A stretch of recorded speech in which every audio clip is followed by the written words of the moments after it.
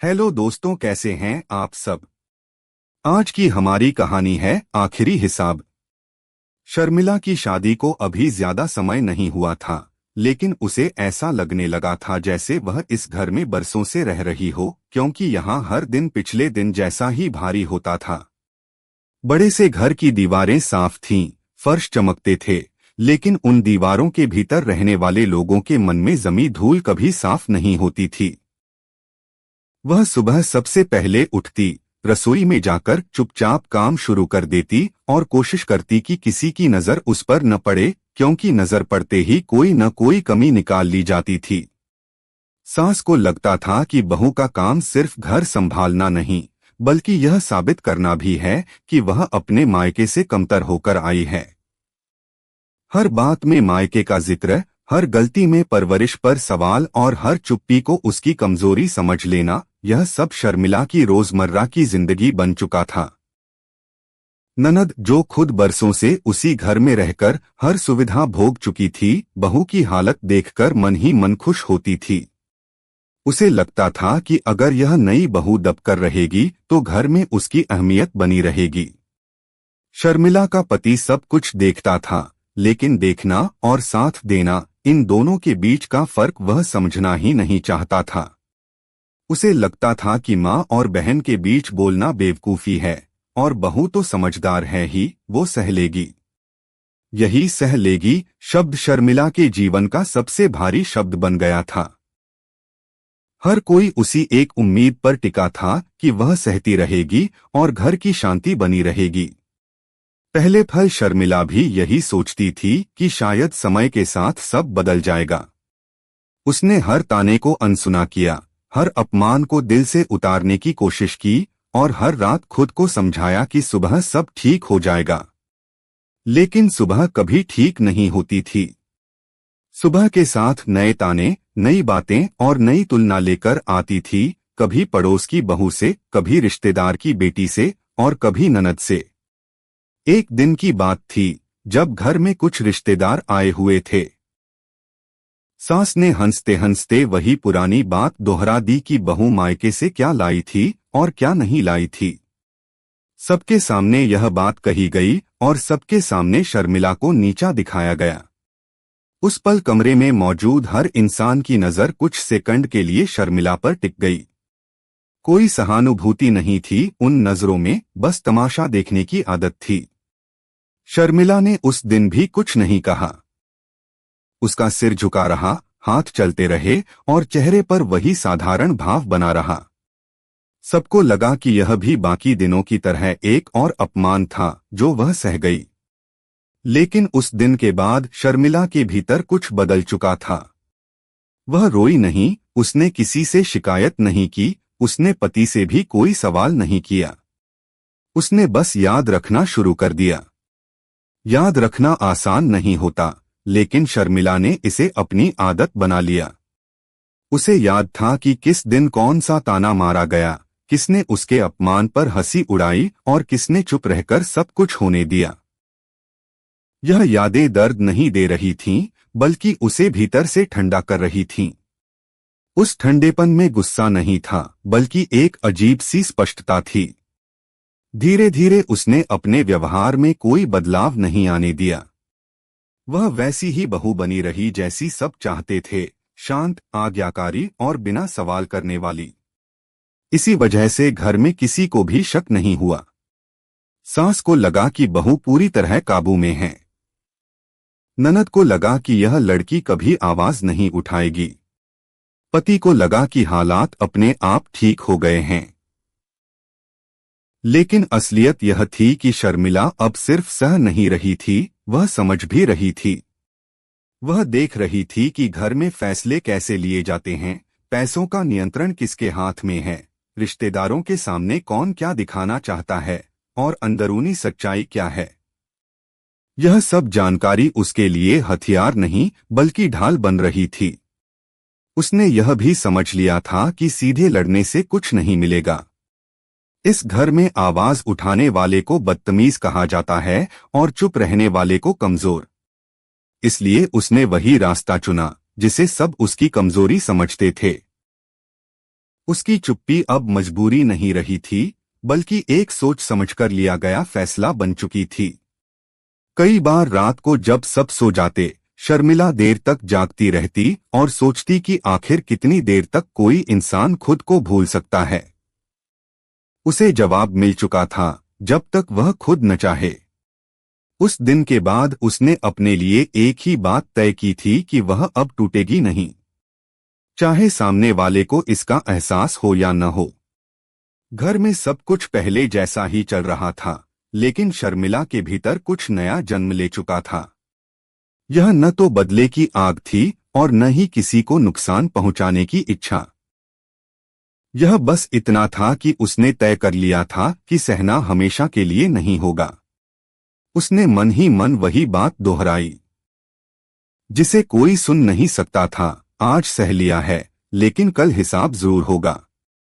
समय किसी को रुकने का मौका नहीं देता, लेकिन कुछ लोगों के लिए वह बहुत धीरे चलता है, और शर्मिला उन्हीं में से एक थी। घर में रहते हुए अब उसे हर दिन पहले से ज्यादा साफ दिखने लगा था कि कौन किस वजह से उसके खिलाफ है और कौन सिर्फ हालात के साथ बह रहा है। पहले जहां उसे लगता था कि सब उसे जानबूझकर नीचा दिखाते हैं, अब उसे यह भी समझ आने लगा था कि कुछ लोग अपनी ही कुंठा, असुरक्षा और डर को तानों का रूप दे देते हैं। यह समझ उसे कमजोर नहीं बना रही थी, बल्कि भीतर से स्थिर कर रही थी। सास का व्यवहार अब भी वैसा ही था, लेकिन शर्मिला ने महसूस किया कि उनके तानों में अब पहले जैसी ताकत नहीं रह गई थी। शायद इसलिए क्योंकि जवाब में शर्मिला का चेहरा कभी नहीं बदलता था। न नाराजगी, न आंसू, न प्रतिकार। इस बेरुखी ने सास को उलझन में डालना शुरू कर दिया था। उन्हें लगता था कि ताना असर करेगा, लेकिन जब असर दिखता ही नहीं तो गुस्सा और बढ़ जाता था। यह वही गुस्सा था जो अक्सर बिना दिशा के भटकने लगता है।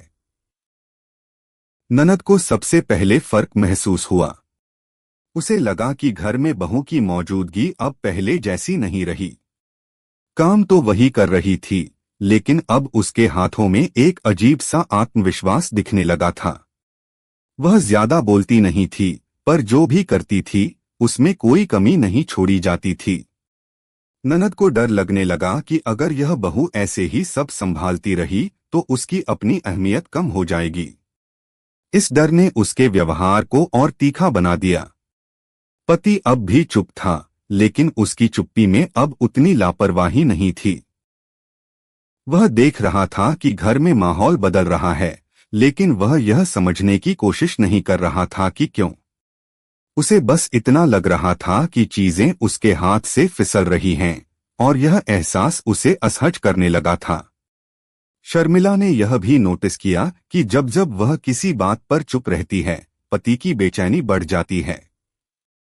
यह पहली बार था जब उसकी चुप्पी किसी और को परेशान कर रही थी। घर के भीतर छोटे छोटे बदलाव होने लगे थे। पैसों के हिसाब में शर्मिला की पकड़ मजबूत होती जा रही थी, क्योंकि वह हर खर्च को ध्यान से देखती और हर जरूरी बात समय पर संभाल लेती थी। सास को यह सुविधा लग रही थी, इसलिए उन्होंने बिना सोचे समझे उसे और जिम्मेदारियां सौंप दी। उन्हें यह एहसास नहीं हुआ कि जिम्मेदारी के साथ साथ जानकारी भी सौंपी जा रही है, और जानकारी ही सबसे बड़ी ताकत होती है। शर्मिला अब हर रिश्तेदार से भी पहले जैसी नहीं मिलती थी। वह न तो ज्यादा घुलती थी और न ही दूरी बनाती थी। उसका व्यवहार इतना संतुलित था कि लोग उसके बारे में कुछ तय ही नहीं कर पा रहे थे। पहले जो रिश्तेदार उसे कमजोर समझते थे, अब वही उसके बारे में सोचने लगे थे कि यह लड़की बहुत समझदार है। यह बदलाव चुपचाप हो रहा था, बिना किसी घोषणा के। एक दिन जब घर में किसी बात पर चर्चा हो रही थी और सास ने हमेशा की तरह अपनी बात को आखिरी मान लिया, उस दिन शर्मिला ने पहली बार बिना आवाज ऊंची किए अपनी राय रख दी। बात बहुत साधारण थी, लेकिन उसका असर गहरा था। किसी ने कुछ कहा नहीं, पर कमरे में एक पल के लिए सन्नाटा छा गया। यह सन्नाटा इस बात का संकेत था कि अब चीजें पहले जैसी नहीं रहीं। शर्मिला को यह एहसास होने लगा था कि बदला हमेशा किसी को चोट पहुंचाने से नहीं लिया जाता। कभी कभी बस खुद को उस जगह खड़ा कर लेना ही काफी होता है जहां से आपको नजरअंदाज नहीं किया जा सकता। उसने किसी को नीचा नहीं दिखाया, बस खुद को ऊपर उठाना शुरू कर दिया था। यह उठना दिखावे का नहीं था, बल्कि भीतर से था। ननद ने कई बार कोशिश की कि बहू को किसी न किसी बात में उलझा दिया जाए, कोई गलती निकल आए, ताकि फिर से वही पुराना खेल शुरू हो सके। लेकिन हर बार शर्मिला संभलकर निकल जाती थी। उसकी यह सावधानी अब आदत नहीं, रणनीति बन चुकी थी। वह जान चुकी थी कि इस घर में एक छोटी सी गलती भी बड़े इल्जाम का रूप ले सकती है। सास को अब यह महसूस होने लगा था कि बहू उनकी बातों से डरती नहीं है। यह डर का न होना ही उन्हें सबसे ज्यादा परेशान कर रहा था। वे अक्सर सोचती थीं कि बहू को आखिर चाहिए क्या, क्योंकि न वह जवाब देती है और न ही झुकती हुई दिखती है। इस अनिश्चितता ने सास के भीतर एक अजीब सी बेचैनी पैदा कर दी थी। शर्मिला के लिए यह दौर आसान नहीं था। बाहर से वह जितनी शांत दिखती थी, भीतर उतनी ही सजग रहती थी। हर कदम सोच समझकर उठाया जाता था, हर शब्द तौलकर बोला जाता था। उसे पता था कि जल्दबाजी उसका नुकसान कर सकती है। वह जानती थी कि हिसाब तभी सही से होगा जब वक्त सही होगा। उसे अब यह भी साफ दिखने लगा था कि इस घर में असल ताकत रिश्तों में नहीं, बल्कि दिखावे में है। जो बाहर अच्छा दिखता है वही सही माना जाता है। इसी दिखावे की परतों के नीचे सच्चाई छुपी रहती है। शर्मिला ने तय किया कि वह इन्हीं परतों के साथ खेलेगी, उन्हें तोड़ेगी नहीं, बल्कि धीरे धीरे हटाएगी। एक शाम जब वह अकेली बैठी थी, उसे पहली बार यह एहसास हुआ कि वह अब खुद से नाराज नहीं है। पहले वह खुद को कमजोर समझती थी, खुद से सवाल करती थी कि वह क्यों नहीं बोल पाती। अब उसे समझ आ गया था कि उसका चुप रहना डर नहीं था, बल्कि परिस्थितियों को समझने का समय था। यह समझ उसके चेहरे पर हल्की सी तसल्ली ले आई। घर में सब कुछ ऊपर ऊपर शांत था, लेकिन भीतर ही भीतर संतुलन बदल चुका था। जिस बहू को कभी बोझ समझा गया था, वही अब घर की धुरी बनती जा रही थी। कोई खुलकर यह बात नहीं कहता था, लेकिन सब महसूस कर रहे थे कि अगर शर्मिला न हो तो घर की व्यवस्था डगमगा सकती है। यहीं से वह मोड़ शुरू होता है जहां सहने वाली औरत धीरे धीरे खुद को साबित करने लगती है। यह मोड़ किसी धमाके जैसा नहीं था, बल्कि धीरे धीरे फैलती हुई लहर जैसा था, जो दिखती कम है लेकिन असर बहुत गहरा छोड़ती है। शर्मिला जानती थी कि अभी हिसाब पूरा नहीं हुआ है। यह तो बस तैयारी का दूसरा चरण था। उसने एक बार फिर मन ही मन वही बात दोहराई, इस बार पहले से ज्यादा यकीन के साथ, आज सह लिया है, लेकिन कल जो होगा वह सबको समझ में आएगा। अब घर की हवा पहले जैसी नहीं रही थी। ऊपर से सब कुछ सामान्य लगता था, लेकिन भीतर ही भीतर रिश्तों की दिशा बदल चुकी थी। शर्मिला को यह महसूस हो रहा था कि अब वह सिर्फ देख नहीं रही, बल्कि देखी भी जा रही है। जिन नजरों में पहले उपेक्षा थी, उनमें अब जांच पड़ताल का भाव आने लगा था। सास और ननद दोनों को यह बात खटकने लगी थी कि बहू अब वैसी नहीं रही जैसी वे उसे समझते आए थे। वह अब भी शांत थी, लेकिन उस शांति में डर नहीं, ठहराव था। घर के फैसलों में अब शर्मिला की भूमिका अनकही लेकिन अहम हो चुकी थी। कोई बात सीधे उससे पूछी न जाती, पर जब वह किसी काम में हाथ डाल देती तो सब अपने आप ठीक हो जाता। सास को यह बात अंदर ही अंदर असहज करने लगी थी, क्योंकि उन्हें लगने लगा था कि जिस नियंत्रण को उन्होंने बरसों से थाम रखा था, वह अब धीरे धीरे खिसक रहा है। यह खिसकन अचानक नहीं थी, बल्कि रोजमर्रा के छोटे छोटे पलों में घुलकर सामने आ रही थी। ननद को यह बदलाव सबसे ज्यादा चुभ रहा था। उसे लग रहा था कि उसकी बातों का असर अब वैसा नहीं रहा। पहले वह एक कटाक्ष में बहू को चुप करा देती थी, अब वही कटाक्ष हवा में लटक जाता था।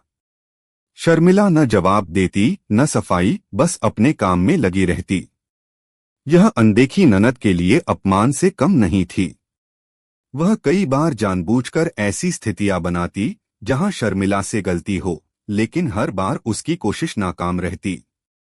पति भी अब अनजाने में बदलने लगा था।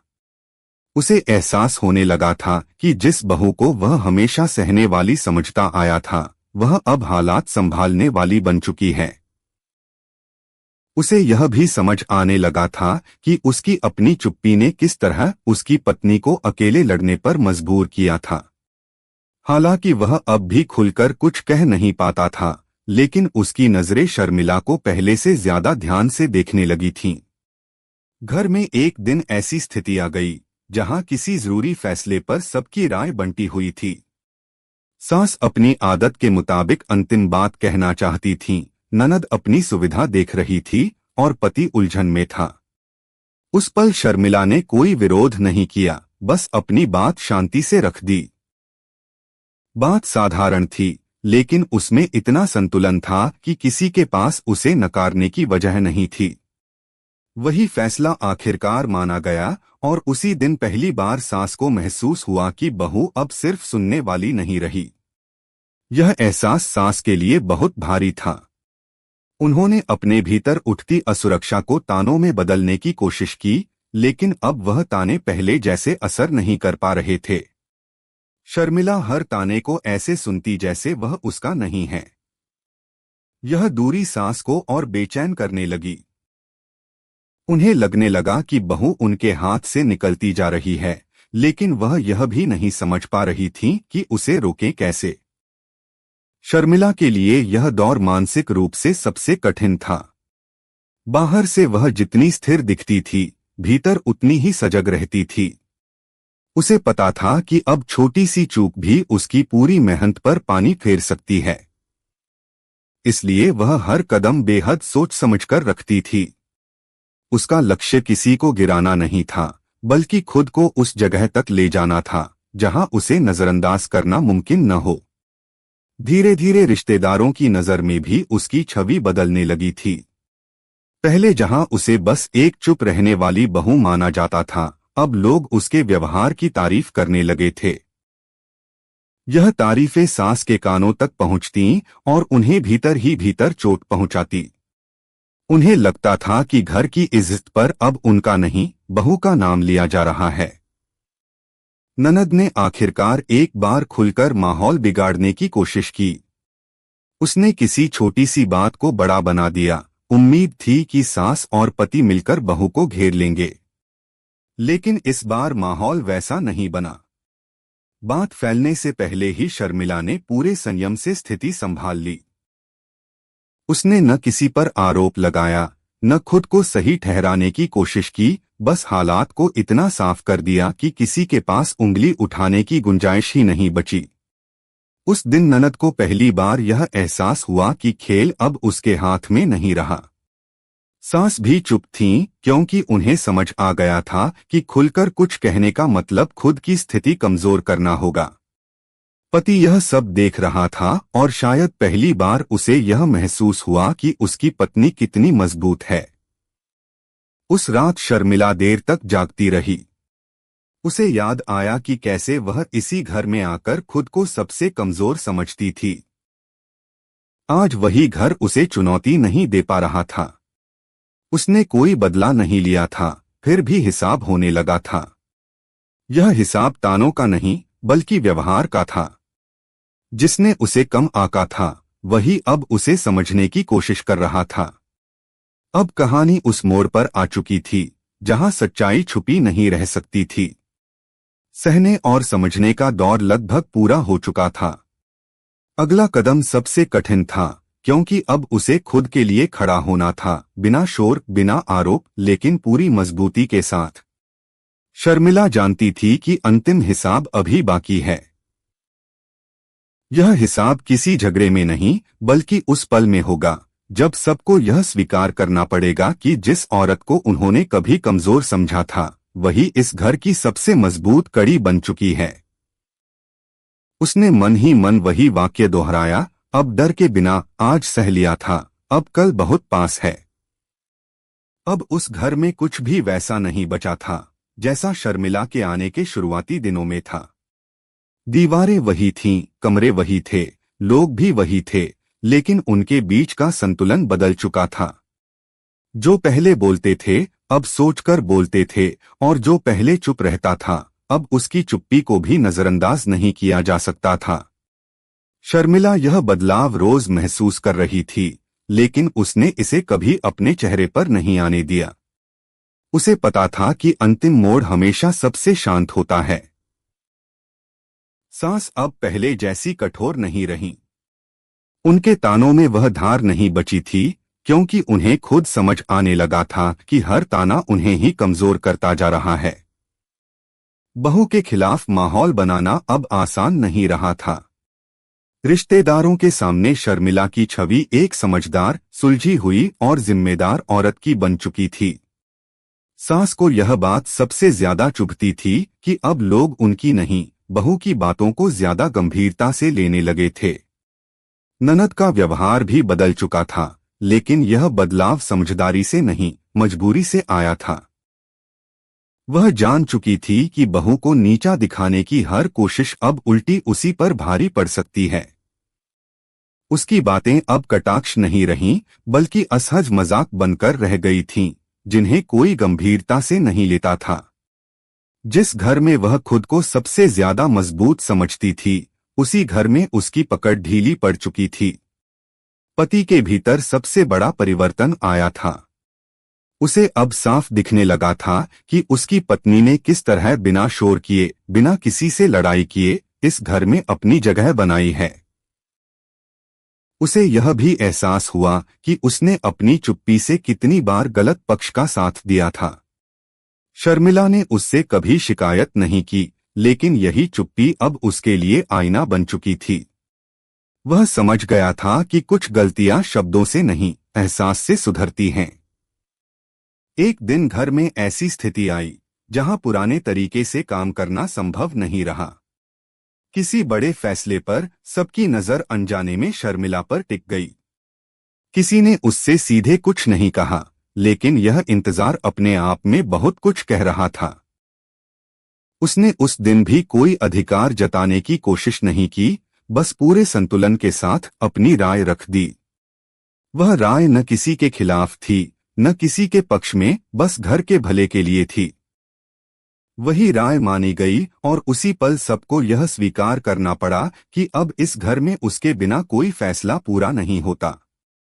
उस शाम सास बहुत देर तक अकेली बैठी रहीं। उनके मन में बीते बरसों की तस्वीरें घूमती रहीं, अपने फैसले, अपने ताने और वह आदत की बहू को हमेशा कम समझा जाए। पहली बार उन्हें यह महसूस हुआ कि उन्होंने अपनी ही बनाई दीवारों के भीतर खुद को कैद कर लिया था। शर्मिला ने उनसे कुछ नहीं छीना था, लेकिन उनकी अहमियत अब साझा हो चुकी थी, और यही बात उन्हें भीतर तक हिला रही थी। शर्मिला के लिए यह क्षण किसी जीत जैसा नहीं था। उसने कभी यह नहीं चाहा था कि कोई उसके सामने झुके या माफी मांगे। वह बस इतना चाहती थी कि उसे इंसान की तरह देखा जाए, उसकी बातों को सुना जाए और उसके आत्मसम्मान को ठेस न पहुंचे। आज जब यह सब अपने आप होने लगा था, तो उसे भीतर से एक अजीब सी शांति महसूस हुई। उस रात उसने पहली बार बिना किसी बोझ के नींद ली। उसे अब किसी हिसाब किताब की जरूरत नहीं थी, क्योंकि हिसाब अपने आप पूरा हो चुका था। जिसने उसे कमजोर समझा था, वही अब उसकी मजबूती मानने को मजबूर था। जिसने उसकी चुप्पी का फायदा उठाया था, वही अब उस चुप्पी से डरने लगा था।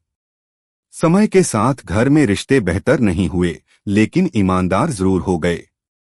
अब ताने खुलेआम नहीं लगते थे, बल्कि सोच समझकर शब्द चुने जाते थे। शर्मिला ने किसी को बदला हुआ महसूस नहीं कराया, लेकिन हर किसी को अपनी जगह जरूर समझा दी थी। यही उसका सबसे बड़ा बदला था, बिना बदले जैसा दिखे।